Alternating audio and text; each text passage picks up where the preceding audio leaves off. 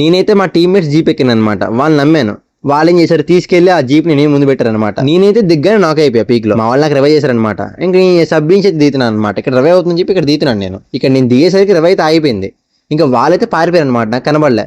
తర్వాత లాంగ్ లో ఒక ఎనిమిది కనబడ్డాడు. వాడికి పెయింట్ తడ్డుకొట్టా. వాడు నాకేడు వాడు వాల్ వేసుకున్నాడు అనమాట. ఇంకా నేనైతే వాడిని ఫుల్ కిల్ ఇచ్చేద్దామని చెప్పేసి షార్ట్ రేంజ్ వెళ్తున్నాను అనమాట. ఇంకొక ఎనిమిది కనబడ్డాడు నాకు. వాడికి కొట్టా. నేను కొట్టిన 2 సెకండ్లో పడ్డాడు వాడు. ఇంకా సరేగా అని చెప్పి వాడిని ఫుల్ కిల్ చేద్దామని చెప్పి షార్ట్ రేంజ్కి వెళ్ళా. ఇంకా వాళ్ళ టీమ్మేట్ అయితే బ్యాక్ నుంచి కొట్టాడు నాకు. ఇంకా వాడిని చూశాను. ఇంకా వాడికైతే ఫైర్ చేశా. వాడు నాకు అయిపోయి నేను నాకు అయిపోయాను. ఇంకా మా వాళ్ళు అయితే వెంటనే నాకు రివైవ్ చేశారు అనమాట. ఇంకా రివైవ్ చేయగా నేను ఇక్కడే ల్యాండ్ అవుతున్నాను. కిల్స్ పోకూడదు నాకు అయిపోయాడు. ఇంకా నేను దిగుతున్నాను. ఫస్ట్ ఒక కిల్ వచ్చింది అనమాట.